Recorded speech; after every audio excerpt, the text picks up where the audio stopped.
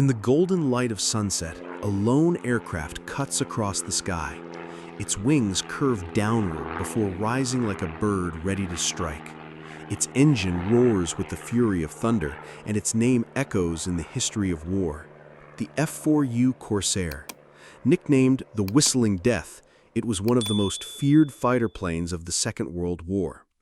But behind that name lies a story of design brilliance, military necessity, engineering setbacks, combat glory, and the courage of pilots who tamed this beast of the sky.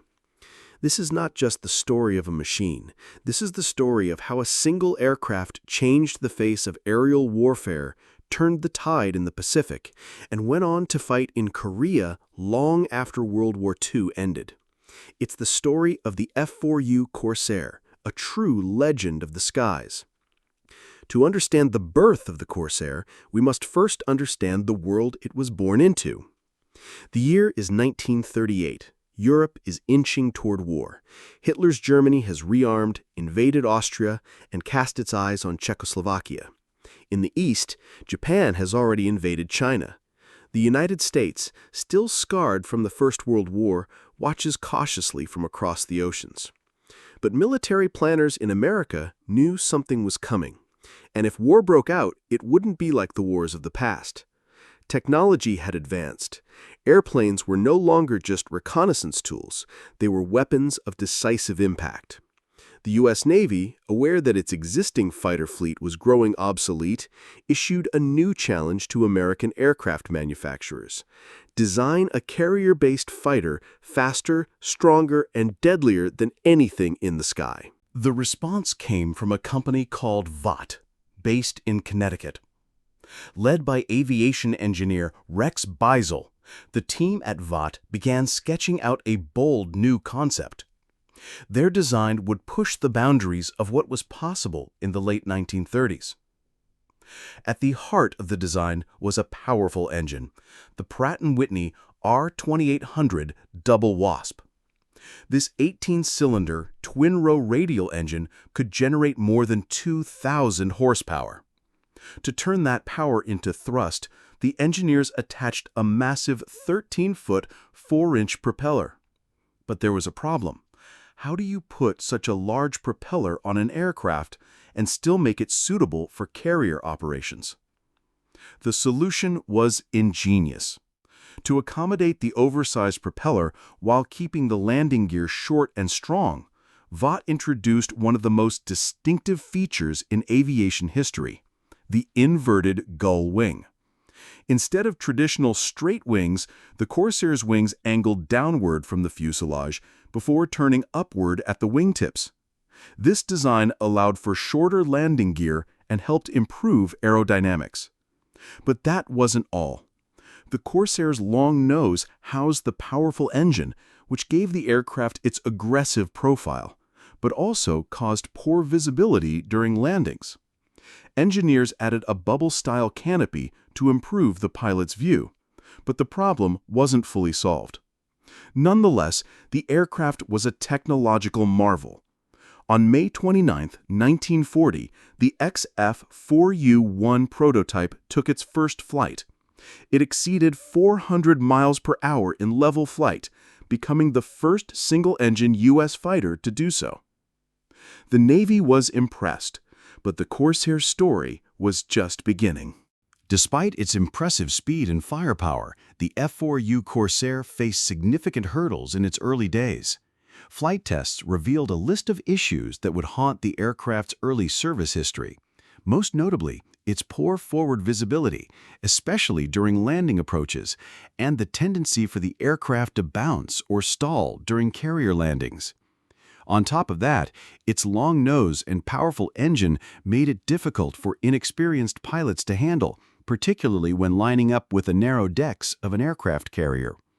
The Corsair's landing gear was strong, but its high speed and awkward descent behavior made safe landings a serious concern. Because of these issues, the U.S. Navy initially rejected the Corsair for use on aircraft carriers. But the plane was simply too powerful to ignore. While the Navy continued to refine the design, the Marine Corps, which operated primarily from land bases, eagerly accepted the Corsair into its ranks. By 1943, the F4U Corsair was ready for war, and the Pacific would never be the same again. When the Corsair entered the skies of the Pacific, it quickly made its mark. The first combat missions were flown by Marine Fighting Squadron 124, VMF 124, from Henderson Field on Guadalcanal. At the time, the Japanese Zero still dominated the air war in the Pacific. It was lightweight, highly maneuverable, and deadly in the hands of an experienced pilot. But it had weaknesses, particularly in durability and diving speed. The Corsair was the perfect counter. Its sheer speed, heavy armament, and ability to dive fast made it a Zero killer.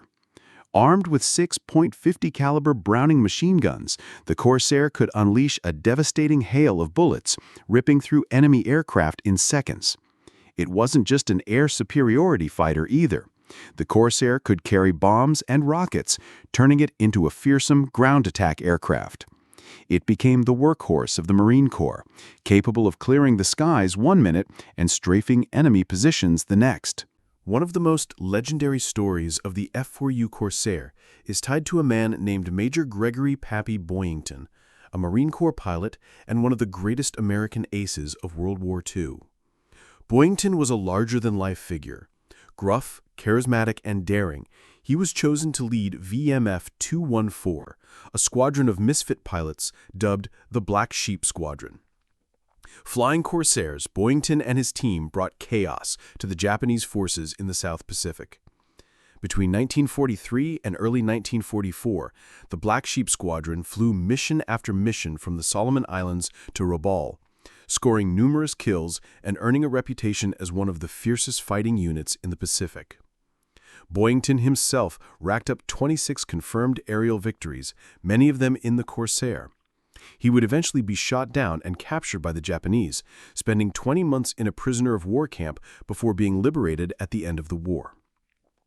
His story and the mythos of the Corsair would later be immortalized in books, films, and the 1970s TV series Baa Black Sheep.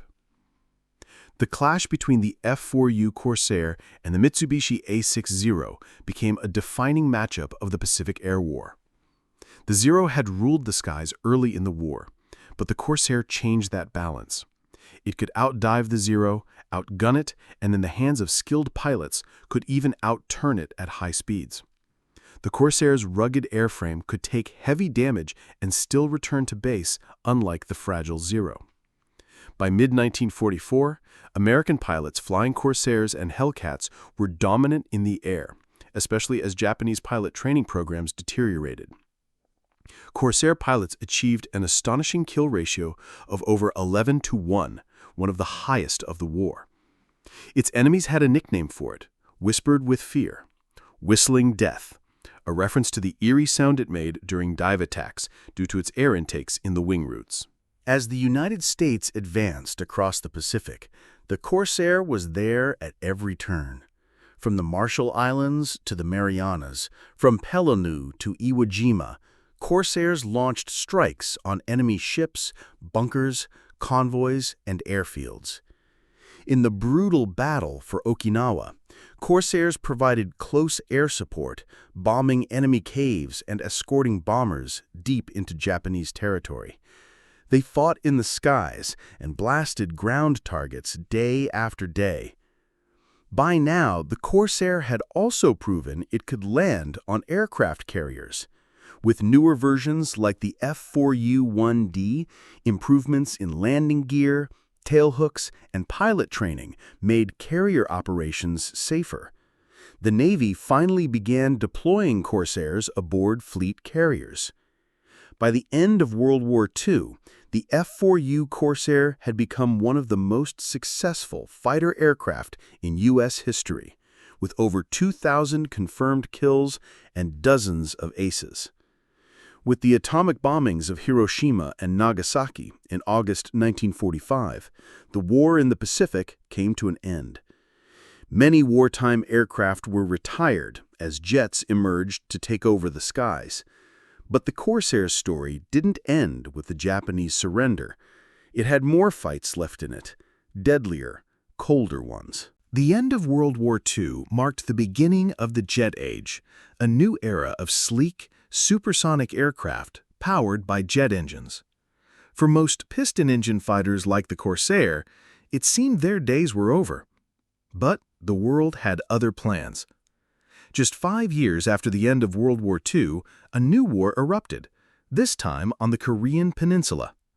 The Korean War, 1950 to 1953, saw the United Nations, led by the United States, defending South Korea from an invasion by North Korea and its communist allies, China and the Soviet Union. In the early months of the conflict, the U.S. found itself without enough jet-powered ground attack aircraft. It needed rugged, dependable planes that could fly low, absorb damage, and deliver powerful strikes against enemy troops, vehicles, and bunkers. The F4U Corsair, with its thick armor, heavy machine guns, and ability to carry bombs and rockets, was called back into action. Corsairs flew hundreds of missions over Korea, often in extreme conditions, low visibility, harsh mountain terrain, and with little airfield infrastructure. They were often used for close air support, flying low over enemy lines to destroy tanks, trenches, supply routes, and fortified positions. With its ability to carry up to 4,000 pounds of bombs and rockets, the Corsair became a fearsome ground attack machine. Pilots frequently flew multiple missions per day, taking heavy anti-aircraft fire from enemy positions, yet the Corsair's tough construction and powerful engine often brought them home, even when damaged.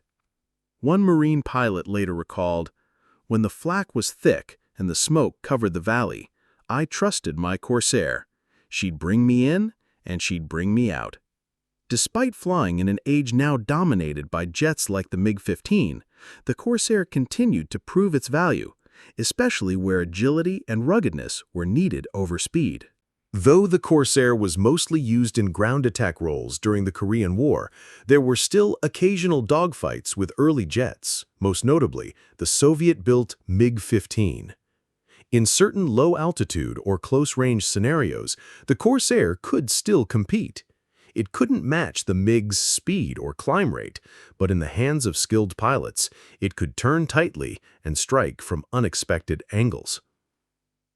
One of the last recorded aerial victories by a Corsair occurred when Lieutenant Guy Bordelon shot down 5 North Korean aircraft, including Yak-9s and Lavochkin Law-9s, in night missions using his Corsair.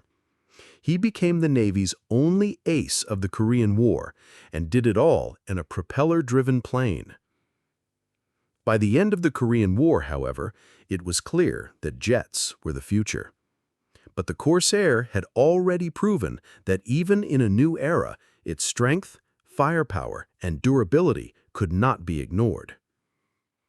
Over its long life, the Corsair was produced in 16 different variants, each with improvements in performance, armament, and functionality. Some key versions included the F4U-1, the original production model, with the iconic gull wings and 6 machine guns. The F4U-1A, improved canopy and tail fin for better visibility and stability.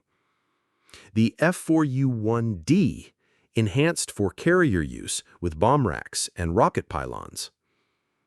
The F4U-4, introduced in 1945 with a more powerful engine and better speed, used extensively in Korea.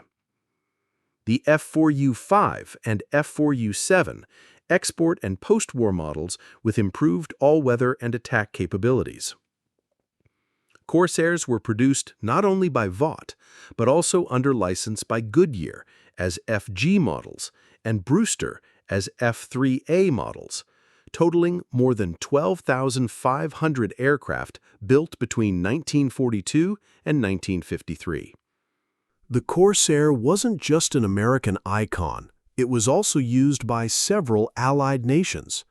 United Kingdom. The Royal Navy's Fleet Air Arm was the first to prove the Corsair could operate from aircraft carriers. British Corsairs fought in Europe and the Pacific, including raids on Japanese targets in Southeast Asia. New Zealand. The Royal New Zealand Air Force flew Corsairs in the South Pacific, providing air cover and ground support alongside American forces. France. The French Navy used Corsairs in Indochina, Vietnam, and Algeria, where they served into the late 1950s and early 1960s. Argentina and Honduras also operated Corsairs in their air forces during the post-war years. In fact, the last combat use of the Corsair is believed to have been in the 1969 football war between El Salvador and Honduras, more than 25 years after it first flew. The F4U Corsair left a deep impression not only on military history, but also in popular culture. Its unique design, legendary kill record, and unforgettable sound made it a natural for films, documentaries, and television. In the 1970s, the Corsair returned to fame in the TV show Black Sheep, based on Pappy Boyington's memoirs. The show brought the plane back into the public eye, introducing a new generation to its legacy. Today, restored Corsairs fly at air shows, grace the halls of museums, and continue to inspire aviation enthusiasts across the globe. The Corsair's nickname, Whistling Death, was well earned. The high-pitched howl it emitted during dives became the soundtrack of fear for enemy troops and pilots alike. Its presence in the sky meant destruction, power, and control. But beyond that fearsome name was an aircraft that represented the very best of American aviation innovation: bold design, rugged engineering, and battlefield adaptability. It served not only in 2 major wars, but across decades, continents, and roles. From fighter to bomber, from carrier deck to jungle airstrip, from night raids to daytime dogfights, the Corsair did it all. Its pilots became legends, its enemies remembered its scream, and its silhouette remains etched in history. By the early 1960s, the Corsair's time as a frontline aircraft had finally come to an end. It had outlasted expectations, performed heroically in combat, and evolved across a decade of changing warfare. But jets were now faster, cheaper, and easier to maintain. Still, many Corsairs were lovingly restored and preserved. Today, only a few dozen remain airworthy, flown by collectors and enthusiasts, their giant propellers roaring once again over crowds of awestruck spectators. And every time one takes to the air, people look up, not just in admiration, but in memory. In the grand story of aviation, the F4U Corsair stands as a symbol, not just of war, but of what's possible when engineering meets courage. It reminds us that even in the darkest times, innovation can light the way, that design can overcome limitation, and that a machine, when paired with skill, determination, and bravery, can change the course of history. From the coral airstrips of the Pacific to the snowy peaks of Korea, from the decks of Navy carriers to the hearts of aviation fans around the world, the Corsair has flown its way into legend. It was loud, it was fast, it was deadly. It was the F4U Corsair. Thank you for joining us on this journey through history. If you enjoyed the story of the F4U Corsair, please like, comment, and subscribe to our channel for more documentaries about the machines and people who shaped the modern world. Until next time, keep your eyes on the skies.